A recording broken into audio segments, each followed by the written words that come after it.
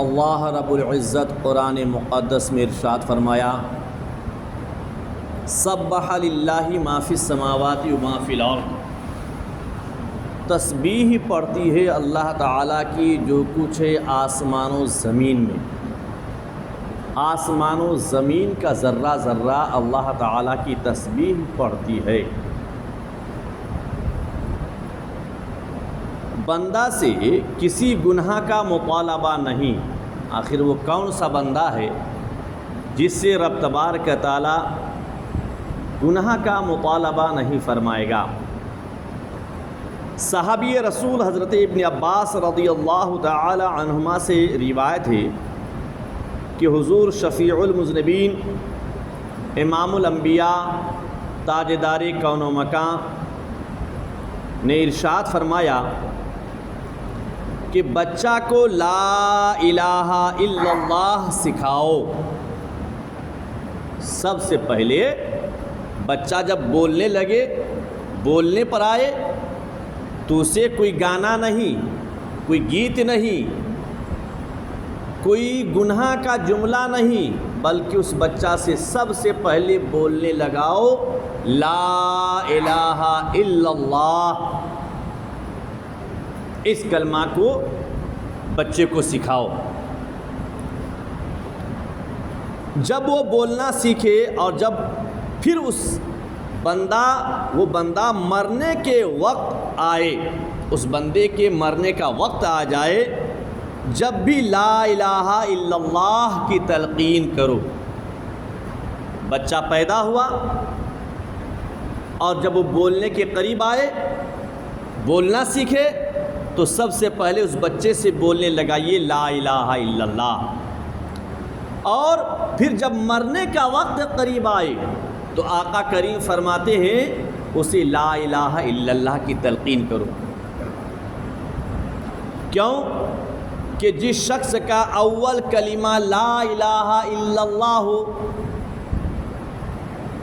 اول کلمہ یعنی وہ پیدا ہوا اور وہ بولنے کی اس میں صلاحیت آئی اور سب سے پہلا جملہ اس نے بولا کلمہ توحید لا الہ الا اللہ بولا، اور پھر آخری کلمہ مرنے کے وقت جب اس نے زبان سے نکالا لا الہ الا اللہ پڑھا، تو آقا کریم رؤوف رحیم فرماتے ہیں کہ جس شخص کا اول کلمہ لا الہ الا اللہ ہو اور آخری کلمہ لا الہ الا اللہ ہو، وہ 1000 برس بھی زندہ رہے تو کسی گناہ کا اس سے مطالبہ نہ ہوگا۔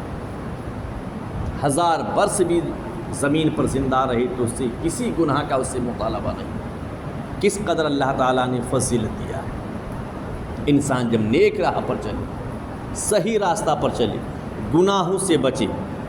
پیارے دینی بھائیوں، اس حدیث رسول کا مطلب یہ ہے کہ بچہ کو شروع سے ہی کلمہ کی تعلیم دی جائے اور آخری وقت جب اس دنیا سے رخصت ہو تو بھی کلمہ شریف کی تلقین کی جائے، تو انشاءاللہ العزیز اللہ تعالی گناہ کا مطالبہ اس سے نہ فرمائے گا، یعنی اس کلمہ شریف کی بدولت یا تو گناہ اس سے صادر نہیں ہوگا، وہ گناہ کے قریب نہیں جائے گا۔ جب اس کلمہ کا ورد کرتا رہے گا، کلمہ توحید کا لا الہ الا اللہ لا الہ الا اللہ لا الہ الا اللہ کا ورد ہمیشہ کرتا رہے گا، تو اللہ وہ توفیق دے گا، عطا فرمائے گا کہ وہ کسی گناہ کے قریب نہیں جائے گا،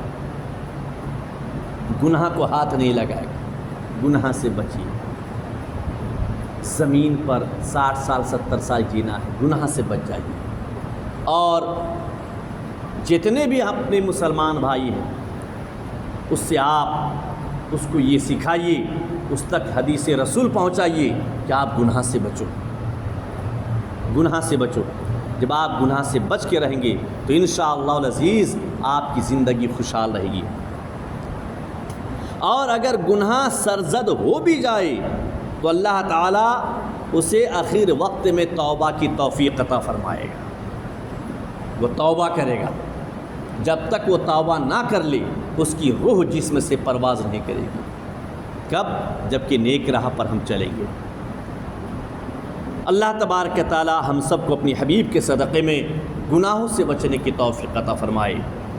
حضرت ابو درداء رضی اللہ تعالیٰ عنہ سے روایت ہے، وہ فرماتے ہیں کہ آقا کریم رؤوف رحیم امام الانبیاء صلی اللہ تعالی علیہ وسلم کا ارشاد گرامی ہے کہ جو شخص 100 مرتبہ لا الہ الا اللہ پڑھے، ہر روز 100 بار لا الہ الا اللہ لا الہ الا اللہ پڑھے، تو آقا کریم فرماتے ہیں اللہ عز و جل اس کو قیامت کے دن ایسا روشن چہرہ والا اٹھائے گا، اس کا چہرہ اس قدر تابناک ہوگا، اس قدر روشن ہوگا کہ 14ویں رات کا چاند جیسے چمکدار ہوتا ہے، اس قدر اس کا چہرہ روشن ہوگا۔ اور جس دن یہ تسبیح اگر اس نے پڑھی، اس دن اس سے افضل عمل والا کوئی شخص نہیں ہوگا۔ دن کی ابتدا میں اگر پڑھ لیا ہو، نماز فجر کے بعد ہو یا فجر سے نماز فجر کے پہلے ہو، اگر اس نے پڑھ لیا 100 مرتبہ لا الہ الا اللہ لا الہ الا اللہ لا الہ الا اللہ پڑھا، تو آقا کریم فرماتے ہیں کہ اس دن اس سے افضل عمل والا شخص کوئی نہیں ہوگا جو اس سے زیادہ پڑھے، جو اس سے زیادہ پڑھے۔ تو اس کلمہ کی انتہائی برکت ہے۔ دعا کیجیے اللہ تبارک و تعالی ہم سب کو نیک